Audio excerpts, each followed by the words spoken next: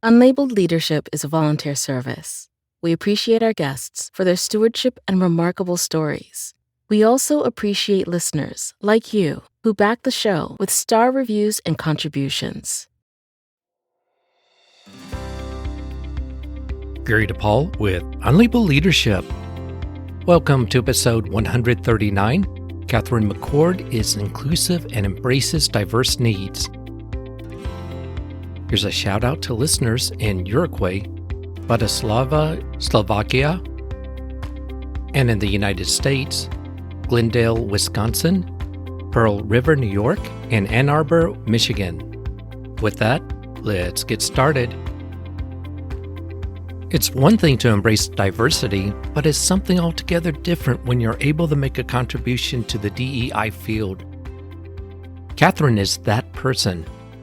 She is the president of Titan Management, a recruiting and consulting organization, and she invented an anti-bias application tracking system called Titan ATS. Katherine is the podcast host of Career Launch Live. She's known for her advocacy of promoting neurodiversity, which you can learn more about by watching some of her shows. In a future Unlabeled Leadership episode, I'll have her back on to talk about neurodiversity, what it means, and why it's crucial for your organization. A number of people have recommended her. One wrote, I reached out to Katherine for an informational interview as I admired her experience and expertise within the space of HR and neurodiverse advocacy. She's an HR disruptor as she advocates for true inclusivity from ATS biases to workplace accommodations. And of course, ATS stands for Applicant Tracking System. I recommend that you look on LinkedIn and find Katherine's podcast series. Part 1, Resilience and Determination. In my book, 9 Practices of 21st Century Leadership, I describe 26 leadership beliefs that are derived from a series of leadership books. One of them is, helping others figure out their development enhances their ability to contribute. Sometimes, just being supportive and giving an occasional nudge helps a person with their growth. It's a way of, and the principle is, encourage growth. In this story, Katherine shares something that one of her parents said. Here's Katherine. Growing up, I was really lucky because I had phenomenal parents and a very fascinating family that all kind of pitched in to make sure that I had all the education I could possibly have, all the confidence I could possibly have. I can't say enough how the impact that it's made in my life to come from such remarkable people and to have those examples. One of the things that sticks out the most to me when I was young and I started struggling with mental health concerns, I didn't know what to do with that. I was young and it would just kind of cripple me. And I didn't like that. I like to be productive and do things and be active and be reliable.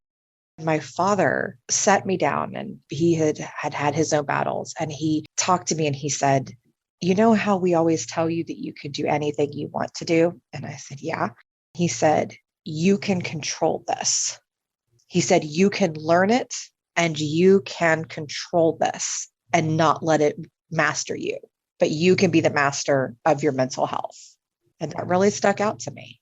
And it made an enormous impact in my life. There's such a tendency when overwhelming things happen in life, whether it's an event, whether it's an illness, a life traumatic experience. I mean, even as little as breaking a leg. Yeah. Oh, yeah. The effect can be lasting, but the resilience is something that's typically learned over time. And just giving It is that encouragement and that perspective, that's huge. It was huge. And I've used that when COVID happened and everything was shut down, when struggles would happen at work, with business, when I was discriminated against in a past job. I always use that I had the choice to master the situation versus the other way around. I could control my response to this. That was just so very powerful to me. And it's had such a major impact on me. There's a lot of control. People say, well, you can't control your emotions, but you can You control can. your thinking. You can control how you think about Right. the situation, and your emotions will respond, or will be a reaction Yes. to how you view the situation. Yeah. What I learned is, yeah, you'll have that initial emotional response of, Yep. whatever it is, to whatever situation. But it's okay because you can think yourself through it and you can get yourself to a healthier place. I took my father's advice and I learned exponentially. I did a lot of research. I worked with psychologists on different exercises. I really built up a skill set based on my father's advice that's allowed me to develop very healthy coping skills, to develop ways to really exude perseverance. And it's all due to that mentality that you can choose your overall response to the situation, whether it's medical. And I have the body of basically an 80-year-old, I swear. My body is always falling apart. I could go head to head with my grandparents on medical conditions. So it's just whatever it is that you have going on, you can not only master your response to it as outside of that initial emotional response, right? We're all going to have that, but you can choose the overall way that you perceive it and the way that it affects you, and then use it. I've used all the nonsense that's gone on in my life, whether it was medical, mental health, discrimination, any world events that I thought were crazy, witnessing decades of discrimination in hiring. I've used all of that to fuel me, to fire me, to help me grow. Sharing, I'll get on camera with my twitches. I have a seizure disorder and I'll let that show on camera because I think it's important. Yeah. It's important to let people see. And so I've just taken that and now it's part of my career. It's part of my job. So just, taking hold and running with it. The other thing I was thinking of when you were talking about this is this whole concept of resilience.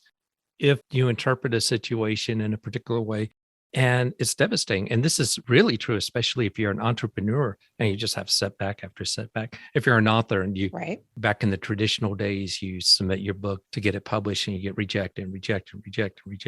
It wears on you. It does. You can shorten that period of time in which you're overwhelmed, you're devastated, you're taken back. You don't have to do it for a month. You could recover after a week or a few days, and you could Right. shorten it. The faster you're able to allow yourself to go through the motions and experience, the sooner you can bounce back and try again. 100%. Yeah, that's the way that you find success. Everybody out there that's truly successful will tell you that. You read it from everybody. Actually, I can't even think of a non-example that every successful person from Oprah Winfrey to Elon Musk, they've all been knocked down time and time again. But it's that they got back up and said, no, I'm going to keep going. And that's what did it. They're again mastering their responses to whatever it was that was going on with them. It's easy to get downtrodden. It is. I do want to acknowledge too, I think it's perfectly healthy to give space to those kind of feelings. Yes. I do. I think that is very important and very healthy, but you don't dwell in it. That's where it gets unhealthy. It's just about honoring those feelings, processing any grief, any frustrations, finding healthy outlets for any anger, and then march it on and keep it on with your greatness. That's it. That's what it's about. And I learned that from my dad. Part 2, bouncing on a ball. From that list of 26 leadership beliefs, there's a few that you just might find relevant for this next story. The first is, leadership is action that focuses on others and not the actor. The second is, leading well is about empowering others. And the third, if you change the conditions in which others operate, you can change their behaviors. Katherine shares a leadership story that I think you can appreciate. Again, here's Katherine. I am very big into the inclusion space. A lot of it, Yeah. if you've ever seen any of my lives or anything like that, everybody knows that. It is the basis for my work. I've gotten to be around some pretty incredible leaders over the years, and I've really gotten to learn a lot. One of the best leaders I've ever known in terms of employee management is actually my husband. very proud of that fact. I've gotten to watch him work many times in multiple capacities. At one point, we were working in basically the same general space. There was a trio of companies, and I was over one and he was over another. And we moved one of his employees over to my group. I poached from him, which is super rude. I just want to throw that out that I stole one of my husband's best producers for my own department, but I did. And so I got this guy over there, and he was a phenomenally talented person, just really, really talented and very much ADHD. And he made me nuts. Oh boy. I didn't know what to do with him. I didn't know how to train him. I couldn't teach him, and I couldn't get the production out of him. So I walked over to my husband and I said, what do I do? I'm failing. All these other people, I've got them trained. There were some different neurodiversities in there too. I was failing with this guy, and I knew it was me because I had seen what he could do. My husband smiled. He just walks out onto the floor. He walked over to where we were. He said, hi, hey, so-and-so. I'm not going to say the guy's name, but he's, hey, how are you doing? He goes, where's your yoga ball? And I looked at him. I said, what? He said, where is his yoga ball? The guy looked at him and he said, I didn't know if I was allowed to bring it. He said, yeah, you are. They went over, they got his yoga ball, moved his desk chair, and he sat there on his yoga ball, bouncing up and down. And that's how he sat, and he would start working. He said, and then this is how he learns this. And this is how he kind of showed me some different things. I looked at him and I said, how did you know to do this? How did you figure this out? He looked at me and he goes, did you ask him? I never had a bigger aha moment in my life than, why didn't you ask the guy how he needed to learn? Or what he needed in order to be functional at work. So I had this just amazing opportunity to then go back to everybody and go, okay, what would help you to work better? What do you need? And I did that with each individual, and the production shot up astronomically. I went into another situation where I built up a recruiting department from the ground up. Every single person that came in, I said, what do you need to be the most effective at work? Whatever that was, without question, that's what I gave them. I even had a guy tell me that he needed, one of those flipping laptops with the touchpad and all that so that he could walk and work. Okay. And we gave it to him and it worked. That idea that, as my husband would say, lead equally but individually. Yes. Right? Yeah, definitely. Equally but individually. Stepping up and watching the production that increased, the innovation that made, the comfort, the happiness, the work satisfaction. It made such a difference in how I lead and now how I consult as my career has continued to grow. That was just remarkable to me, that aha moment of, did you ask him? Like, oh, right. Duh, James C. Hunter, well, he wrote a few books. One of them was The Servant. In there, he talks about leadership. And one of the things he talks about is one of the purposes of leadership is to remove barriers. Mm-hmm. So it's enabling other people. Yes. But you got to know what those barriers are. And I love the story because if you don't know if someone's having barriers, or you don't know if they're having troubles, or if they're struggling, or how their performance is, you ask. Yeah. And I love it. It's so simple. It is. It's so easy. It's so simple. It was just such an extraordinary moment. And then also, I do a lot of research on this type of thing. And I read an article in Psychology Today about the importance of the human mind being able to function the way it's naturally designed to function. With all of the different neurodiversities and all of that out there, people have different needs, from equipment to learning styles and training styles to actual styles of work. Everybody has different needs. And when they're allowed to work in that fashion, they will automatically be more productive and they'll be happier. So it solves the problem of production and increasing production, and also employee retention, all in one little swoop. There's a underlying leadership principle. It sounds simple, but so many people don't get it. Put others first. I know. One way of doing that is by understanding their situation, who they are, what they're about, believing in them, which is another principle. When you're able to put other people first and let them express what they need rather than just assuming it, then just as you said, productivity changes for everyone. It does. Yeah, it absolutely does. And people are actually happy. What a novel concept, happiness at work. Oh, heaven forbid. Go. Just what are we thinking?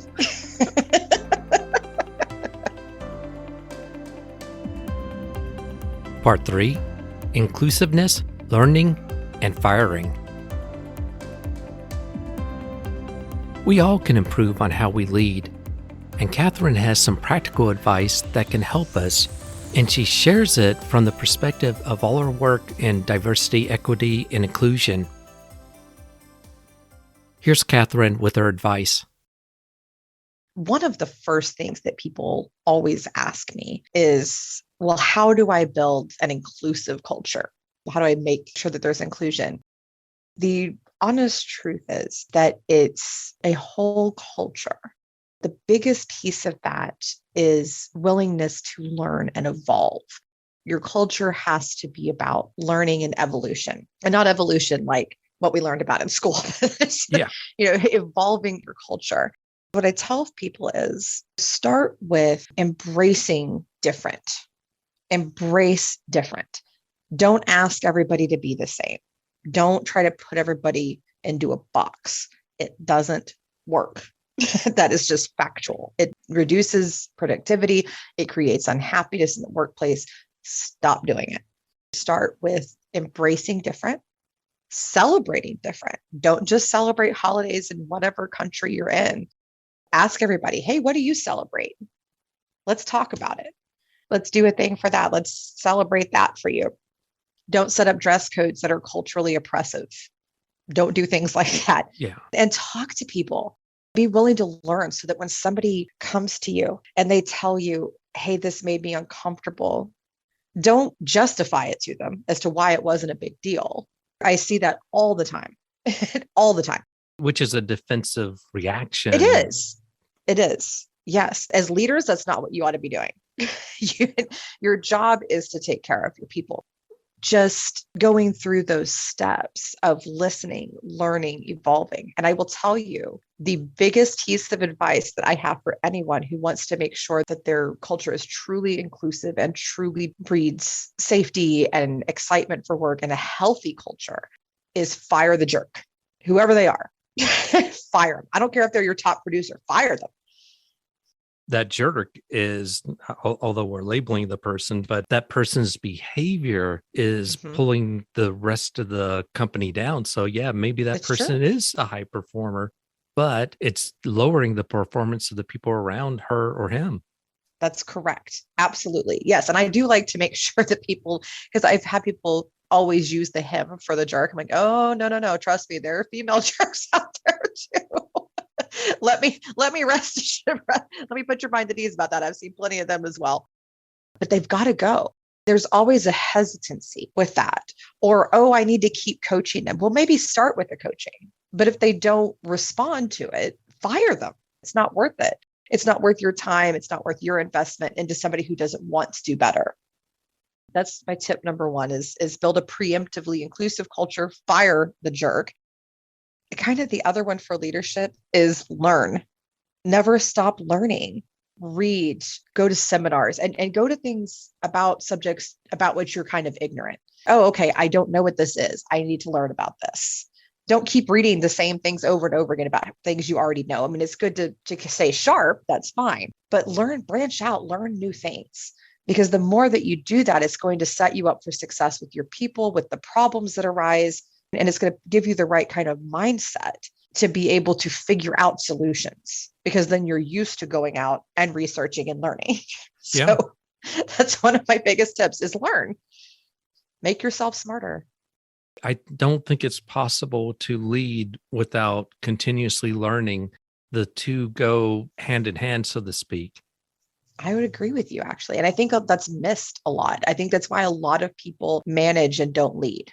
Unfortunately, a lot of people, when they think of learning, they think of it from a technical functional perspective, like I did when I first went in the management. I needed to learn everything that there was about talent development. Mm-hmm. But if you overemphasize the technical end and you're managing people, you're limiting your capacity to lead.